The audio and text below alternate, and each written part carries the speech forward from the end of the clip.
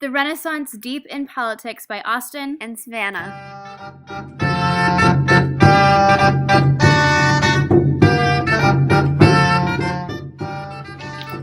Politically, Italy was different from the rest of Europe. Whereas elsewhere, monarchs ruled their kingdoms as God's representatives on earth, most of the Italian peninsula consisted of city-states in which power was shared between a greater or lesser number of the inhabitants, except Naples and the Papal States. Political life was therefore much more complicated in Florence, Milan, Venice, and Siena than it was in monarchies. Within the cities of Italy, politics was a dirty business. The families that held power would do everything from fixing the vote so they would win to political assassination to keep their political position. Challenges often arose from the guilds, powerful institutions in the city-states, who threatened the control of the rulers and sometimes excluded them from a share of political power.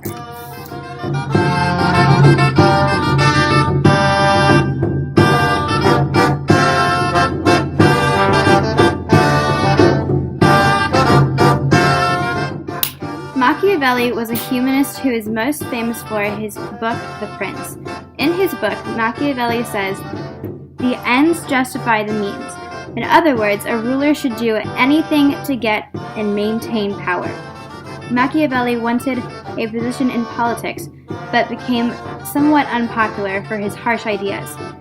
Machiavelli believed politics should be separate from religion, which was unheard of during his time.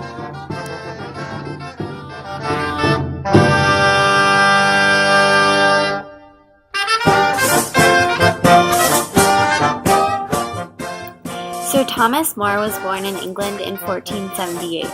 More studied at the Oxford University and became a legal advisor.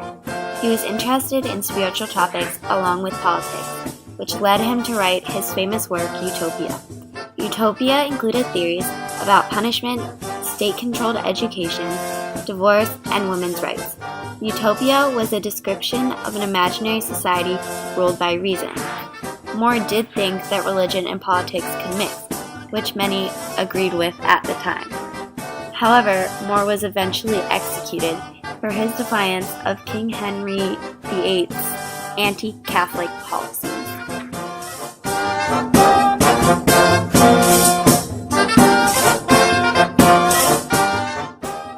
The Medici family, or House of Medici, played an enormous role in the Renaissance. The Medicis attained wealth and power through their commerce and banking in the city-state of Florence. The Medicis formed the Medici Bank, which was the largest bank in Europe during the 15th century.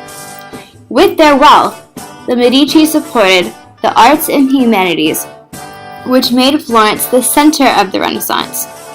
The Medici family's political power eventually led to an unofficial dictatorship in Florence.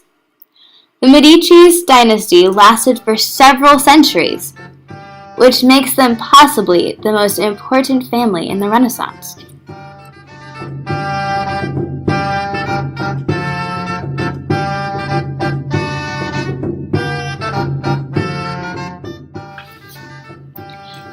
Century Florence was an exciting place to be. In 1425, the city had a population of 16,000 and was a self-governed, independent city-state. 12 artist guilds that regulated the trades were the basis of Florence's commercial success. Members of the guilds, who were wealthy and held positions in government, were some of Florence's most influential people in society and politics. Because of its strong economy and a political philosophy that was dedicated to the welfare of the city, Florence thrived. Florence flourished as the center of the Renaissance with a strong economy and appreciation of the arts.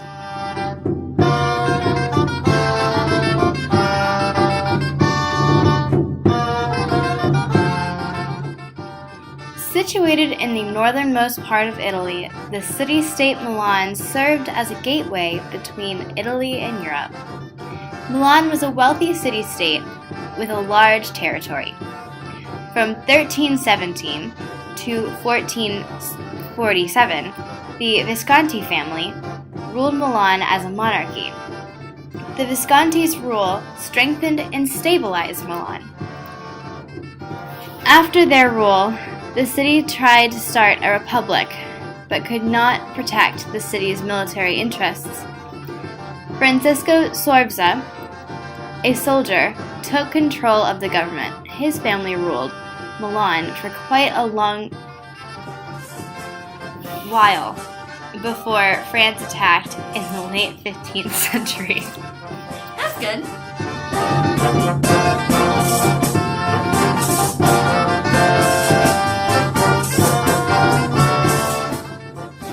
The city-state of Naples ruled much of southern Italy at the time of the Renaissance.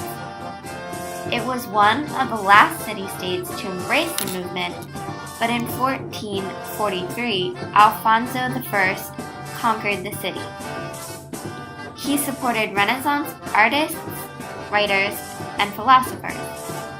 Naples also became known for its music and is where the mandolin was invented.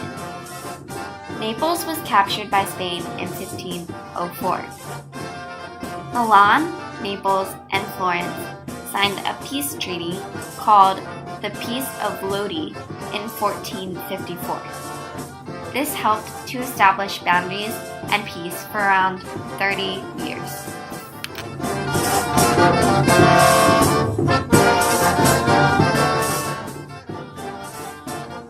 Venice was a center of trade during the Renaissance. Venice was located on the Adriatic Sea, which gave great advantages for trade, as the location was perfect for trade between Europe and Asia. Venice traded primarily with the Middle East, Africa, and Asia, making the city-state very, very wealthy. Venice was also a center of art because the city-state had the money to support the art and the artists. The city-state was a republic, but a group of elites had power over the doge or chief magistrate. This government worked well and Venice prospered during the Renaissance.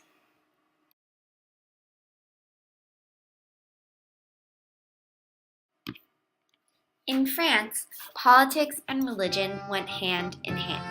So, when France fell into religious turmoil due to the weak leadership of Francis II, Charles IX, and Henry III, it was not a surprise. Their mother, Catherine de' Medici, had much influence and wielded it in a manipulative manner. She wanted civil and religious peace, but also believed that two religions could not exist together peacefully. Catherine decided to marry her daughter, Margaret of Valois, to a Protestant, Henry of Navarre, which was a fake form of reconciliation between the Catholics and the Huguenots. Like Catherine de' Medici, it was very common for family members to influence the leader's decisions.